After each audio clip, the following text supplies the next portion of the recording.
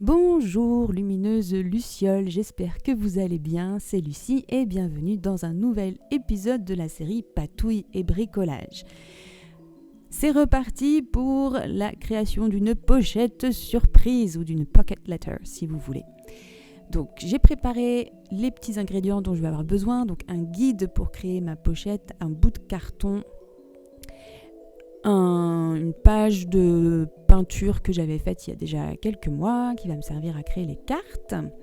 J'ai bien sûr des ciseaux et de la colle, du fil à coudre et des aiguilles. Et puis pour la décoration des cartes, j'ai sélectionné des petites choses, des petits ingrédients.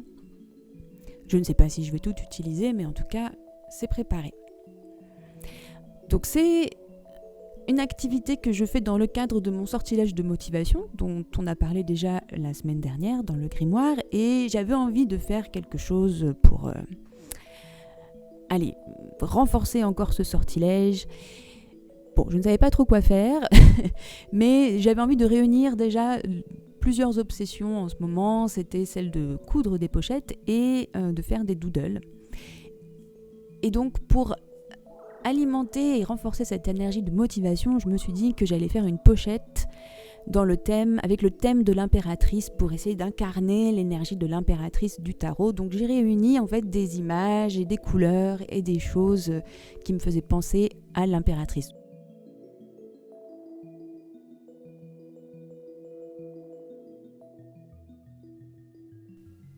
Première étape, la construction de la pochette. Donc vous prenez tout simplement une pochette transparente très classique. Je me suis fait un guide parce qu'à force d'en faire plein, c'est quand même plus facile d'avoir un guide. Donc je retrace tout simplement les lignes sur ma pochette et ensuite avec le bout de carton, je viens ouvrir les pochettes avec un couteau suisse. Faites attention, un cutter ça marche aussi. Voilà, vous ne vous coupez pas. Et donc j'ai ouvert mes pochettes. Et maintenant, je vais donc pouvoir coudre selon les tracés que j'ai faits.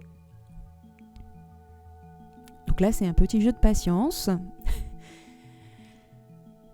Et c'est vraiment très méditatif, encore une fois. Moi, cette activité, ça devient presque aussi essentiel que d'aller marcher, ou que de faire du qigong, ou que de me brosser les dents, ou que de dormir. Je me suis rendu compte que j'avais pas fait ça pendant un petit moment. Et que bon, j'avais des humeurs un peu compliquées ces derniers temps, et là d'avoir refait ça, c'est comme si j'avais dénoué les nœuds de mon cerveau. Alors là, j'avais envie de décorer un petit peu ma pochette avec ces colles à paillettes que vous connaissez maintenant, et comme elles mettent du temps à sécher, c'est la première chose que j'ai faite. Donc je fais tout simplement des petites volutes, des petites formes. Alors c'est sympa, ceci dit, après coup, ça reste du plastique. Plastique sur plastique, c'est comme deux pôles opposés, ça ne fonctionne pas. Donc faites attention, ça peut se décoller.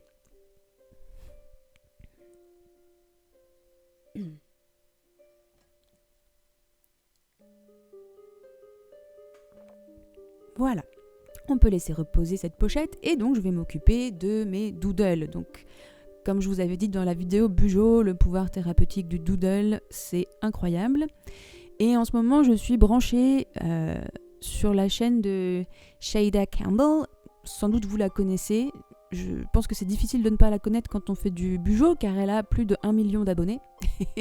et c'est vrai que ses vidéos sont vraiment super. Elle fait des très belles mises en page de Bujo et elle parle beaucoup du pouvoir thérapeutique du doodle. Elle fait des super vidéos d'aquarelle et puis des choses vraiment accessibles, super simples mais super jolies. Donc voilà, c'est pour ça que j'avais envie de dessiner, et surtout pour cette pochette, je savais que j'avais envie de faire des petits collages et tout, mais j'avais envie que les illustrations viennent de moi. En tout cas, qu'elles soient faites par moi. Même si c'est pas mon design, même si c'est pas vraiment moi qui ai créé l'illustration, je veux dire, moi j'ai besoin d'avoir un modèle pour pouvoir dessiner. J'arrive pas encore à produire ce que j'ai dans ma tête. Mais j'avais vraiment besoin que ce soit ma main qui ait fait l'illustration et pas un sticker ou un truc que j'ai découpé dans un livre. Voilà, je trouvais que c'était un ingrédient magique indispensable à mon sortilège. Et donc, comme je suis branchée sur la chaîne de Shayda Campbell, elle travaille pas mal avec les marqueurs, les feutres marqueurs à base d'eau ou à base d'alcool. J'avoue que les miens, je ne sais pas s'ils sont à base d'eau ou à base d'alcool. Je pense qu'ils sont à base d'eau, mais je ne suis pas très sûre. Et en fait, j'aime vraiment beaucoup colorier avec ça, parce que ça reste des couleurs qui ont un peu de transparence. Des fois, c'est un peu comme si on travaillait avec de l'aquarelle, mais c'est plus facile puisqu'on a plus de contrôle sur le stylo. Et avec ces marqueurs, on peut aussi attendre que ce soit sec et puis revenir et travailler la couleur. Enfin, du coup, on peut ajouter des ombres, on peut jouer sur les dégradés, ce genre de choses. Donc, c'est quelque chose que j'ai envie d'approfondir parce que là, j'en suis qu'au balbutiement et bon.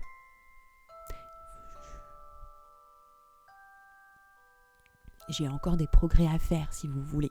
Mais rien que de l'avoir fait, là, ça m'a fait du bien et je me suis beaucoup amusée. Donc, en tout cas, si vous avez envie de découvrir ça, je vous conseille vraiment d'aller jeter un œil sur la chaîne de Shayda Campbell. Elle a plein de vidéos. Donc les illustrations sont évidemment des illustrations qui rappellent l'univers un peu magique, les cartes, ce genre de choses. J'ai aussi fait des éléments végétaux et aussi des animaux. Je vous en reparle après.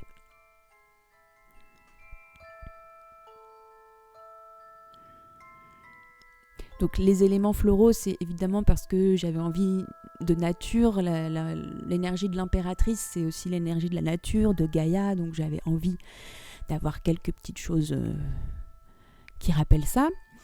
La clé et il y a un cadenas qui arrive aussi. C'était l'idée de déverrouiller les portes, de déverrouiller ce à quoi j'ai pas accès. C'est très très symbolique, les clés, les cadenas.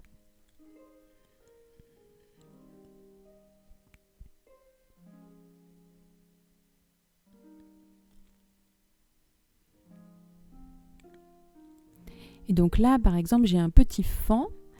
Et donc pour ces animaux, je me suis inspirée du thème folk art. Donc c'est de l'art populaire qu'on retrouve beaucoup notamment en Scandinavie, mais il n'y en a pas que là-bas. Et c'est encore le thème, c'est le thème de l'année dans le Bujo de Shayda Campbell. Donc forcément, ça m'a donné, ça m'a trotté dans la tête. Et donc l'idée, c'est de créer des silhouettes d'animaux dans lesquelles on ajoute des éléments floraux, des constellations, des fleurs.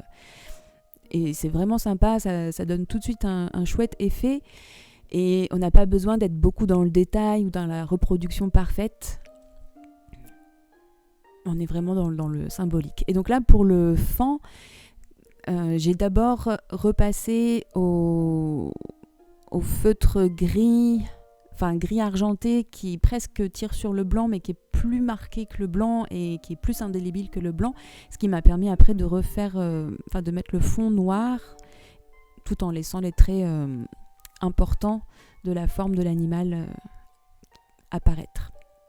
J'espère que je suis pas trop embrouillée dans mes explications.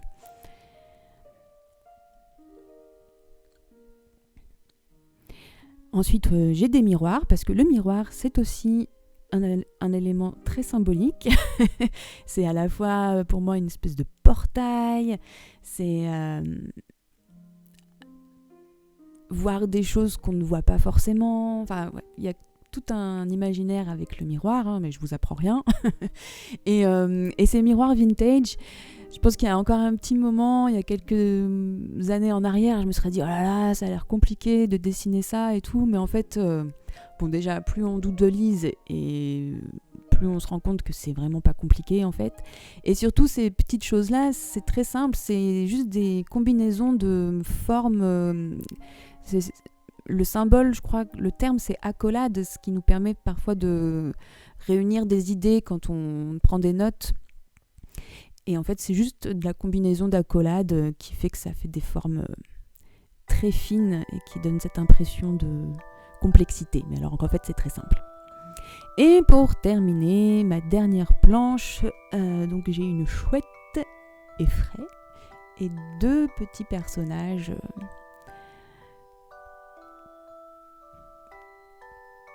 Donc une femme qui se prend les genoux et une autre qui a l'air d'être un peu méditative. J'aime beaucoup ces petits personnages parce qu'en fait ils me rappellent moi.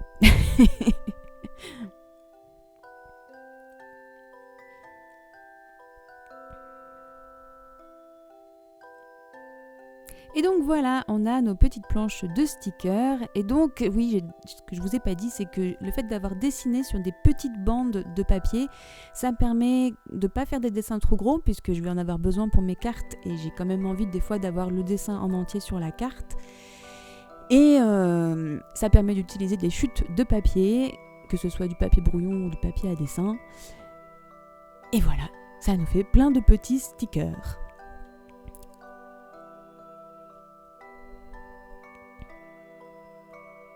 Donc maintenant, il me faut des cartes. Donc je prends ce papier peint dans lequel je viens découper des formes de cartes à l'aide de ces cartes à jouer.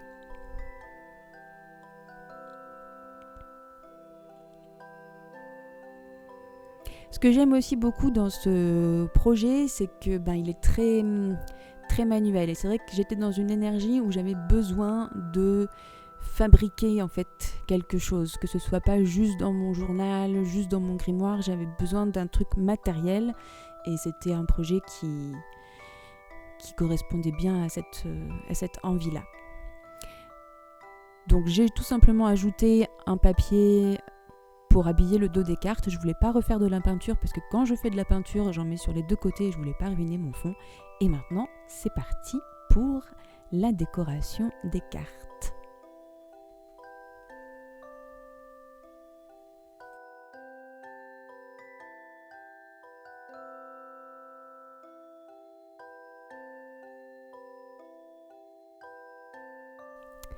J'ai donc réalisé mes petites cartes hors caméra. J'avais besoin de faire ça tranquillement, à tête reposée et d'être vraiment dans ma bulle et dans mon sortilège pour vraiment faire émerger ce qui avait besoin d'être émergé parce qu'en fait, je ne savais pas ce que j'allais faire avec cette pochette. Donc, on va passer tout de suite à la visite guidée. Donc, ces pochettes sont rangées dans ce grimoire à pochette surprise. Il y a une visite guidée détaillée avec une explication de comment j'ai fait cette couverture sur Patreon si ça vous intéresse. Et donc notre pochette surprise, la voilà. Donc j'ai tout simplement commencé par décorer mes cartes avec les illustrations qu'on a faites ensemble. Et au fur et à mesure que je décorais mes cartes, j'ai eu envie de faire comme un petit journal, comme les junk journals où il y a plein de petites interactions, plein de petites choses. Donc je me suis vraiment amusée avec le dos des cartes. Et je ne savais toujours pas ce que j'allais faire avec ces cartes. Je savais juste, comme je vous ai dit un peu au début, que j'avais envie d'incarner l'énergie de l'impératrice du tarot, que j'étais partie sur les tons verts, sur l'idée de la nature, etc. Et donc ce qui est venu après, c'est de me faire en fait un tirage avec l'oracle bestiaire du chaman, qui est un très bel oracle avec les animaux. Et en fait, voilà, j'ai tout simplement fait un tirage à 9 cartes. Donc, je vous montre la pochette et le tirage que je vous explique. Donc, pour commencer, la pochette. Je me suis amusée à ajouter donc des petites choses qui pendouillent. Donc, une petite boucle d'oreille, un petit bouton en or et un porte-clés, mais on en parle après. Donc, la première carte que j'essaye de sortir. Ah oui, et avant de vous montrer, en fait, quand j'ai fait mon collage, je me suis rendu compte que ça racontait une histoire, en fait, et que c'était l'histoire d'une métamorphose. Et donc, ça commence avec peut-être une petite luciole qui est un peu triste, qui est un peu renfermée sur elle-même. Et donc la première carte, donc déjà on a une petite interaction ici. Donc j'ai écrit des petites choses, un petit tag que Marion, une copine correspondante, m'avait envoyé. Et donc première interaction, on déplie. Et donc la première carte, c'est là où j'en suis. Et j'ai tiré la carte du lombric, ce qui est parfait. Et donc le lombric me dit « Ayez un objectif. La régénération est le but de sa vie et son occupation perpétuelle. Le lombric vous rappelle que l'existence est plus simple quand vos activités quotidiennes et votre idéal de vie ne font qu'un.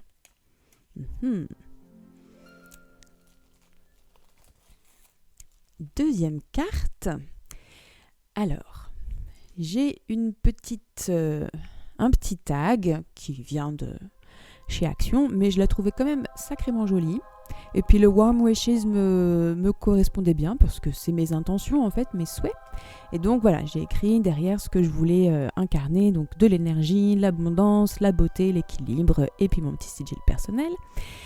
J'ai ajouté un porte-clés avec une clé qui ne me sert à rien, je ne sais pas d'où elle sort, mais je pense que c'était une ancienne porte qui devait être dans une ancienne maison de chez mes parents.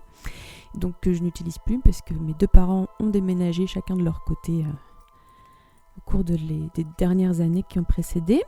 Donc ici j'ai mon petit cadenas, donc ça va plutôt bien avec l'idée de la clé.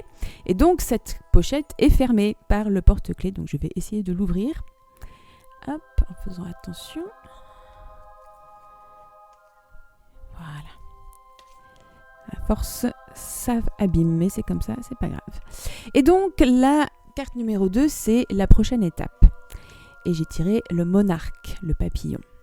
Digérez votre passé. Si le monarque apparaît dans votre vie, il est temps de commencer à vous alléger en digérant votre passé et en travaillant à préparer votre envol.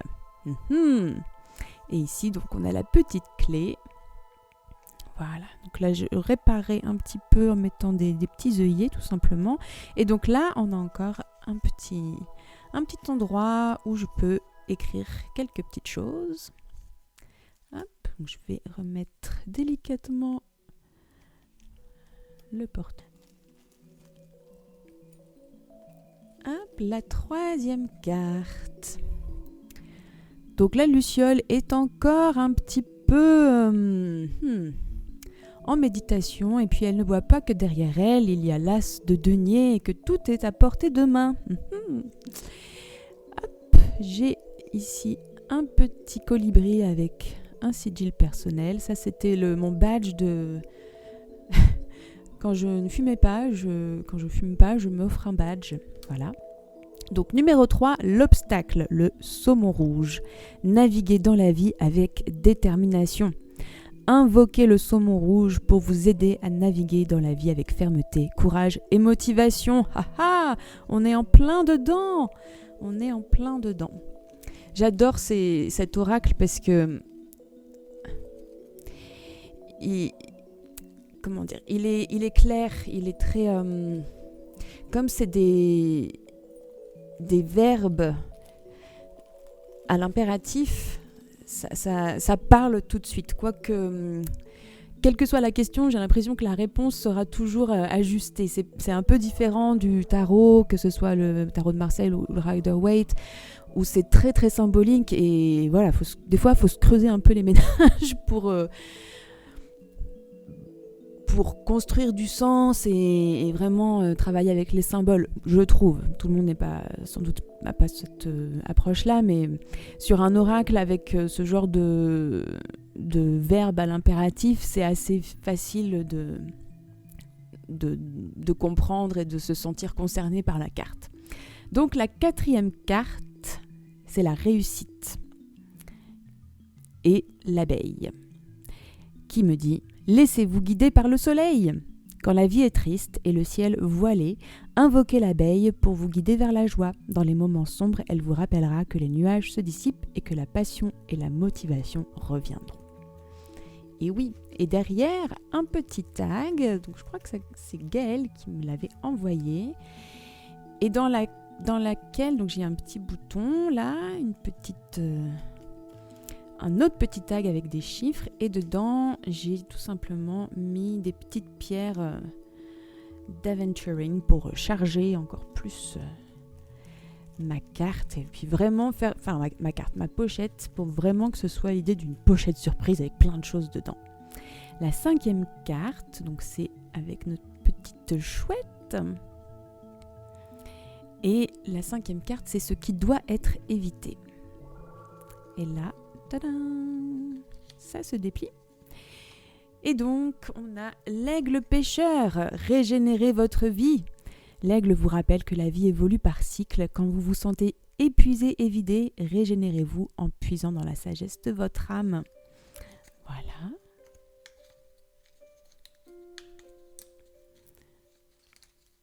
Et puis, ça se plie comme ça.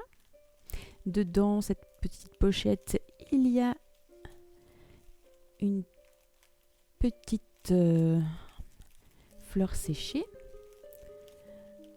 On va essayer de remettre ça délicatement. Ensuite, la 6e carte. Donc, on a un petit fan, le miroir, une main, une étoile. Et derrière, un petit tag. Ah oui, derrière, ce que je ne vous ai pas expliqué, c'est que j'ai utilisé donc les petits éphémères du kit au pays de Musha. Et parce que je trouvais que ces illustrations vraiment symbolisaient l'énergie de l'impératrice. C'est vraiment que des super belles femmes, avec une nature très abondante, très sensuelle. Enfin voilà, je trouvais que c'était parfaitement dans l'énergie. Donc notre 6e carte, c'est ce qui doit être recherché. Et c'est le hibou petit duc qui me dit « Soyez créatifs ». C'est plutôt ce qu'on fait ici, donc c'est plutôt pas mal. Hop. Ensuite, la 7e carte. Donc en fait, le bouton, il est attaché à la carte. Donc c'est des petits boutons que j'avais trouvés, je crois, chez Nose. Il y en avait des packs entiers. Ça coûtait 50 centimes, voire moins. Donc là, j'ai mon papillon, encore une petite une bande, un peu de washi tape du kit au pays de Musha, les fleurs qu'on a faites tout à l'heure, et j'ai attaché le bouton avec un ruban vert pour être toujours dans le thème de cette pochette. Et donc la 7e carte, c'est le soutien. Quel soutien je peux attendre ou recevoir? Et donc c'est l'ours noir. Suivez les cycles naturels. Ne luttez pas contre le cycle des saisons, vous dit l'ours noir. Faites appel à elle pour redécouvrir votre rythme et vous rappeler votre nature sauvage.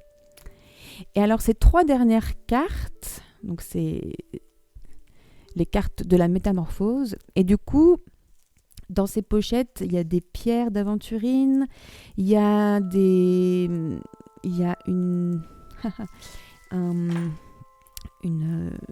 feuille un épi en fait de blé, des petites poudres de thé qui ne me servent à rien, mais où il y a de la menthe, de la citronnelle ou des choses comme ça. Et j'aimais pas trop, c'était de l'infusion glacée, c'était pas trop mon truc. Mais du coup, ça me sert dans mes comme ingrédient magique en fait. Et donc là, on a la carte avec des petits sequins. Pour moi, c'est vraiment la carte qui symbolise l'impératrice avec ces 2 illustrations qui donc c'était pour je crois que c'est une marque de vin. C'est du champagne et du grand crément, mais alors ces illustrations sont magnifiques et c'est vraiment des figures d'impératrice, ces femmes-là, je trouve ça magnifique. Et donc la 8e carte, c'est le conseil et c'est le castor qui dit réaliser. Vous pouvez l'invoquer quand vous vous sentez prête à des changements fondamentaux. Voilà.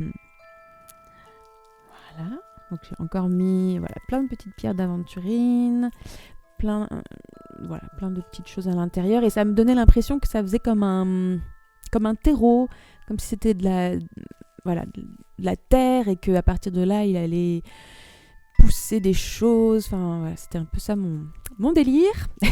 Et la dernière carte, donc pour moi c'est un peu la carte de la métamorphose, avec ce papillon, des diamants, des trèfles et tout. Et on a donc carte 9, la métamorphose. Et c'est la loutre de rivière qui est apparue et qui me dit « Cherchez la joie !» Elle est là, à vous de la trouver. Voilà, eh bien je ne sais pas vous, mais moi en tout cas j'ai fait un beau voyage intérieur, que ce soit à partir de la réalisation du processus créatif et puis après avec tout ce tirage, j'ai vraiment voyagé, ça m'a fait beaucoup de bien et j'espère aussi que ça vous donnera des idées et que ça vous fera du bien. Je vous embrasse, prenez bien soin de vous et à très bientôt pour de nouvelles patouilles. Bye bye!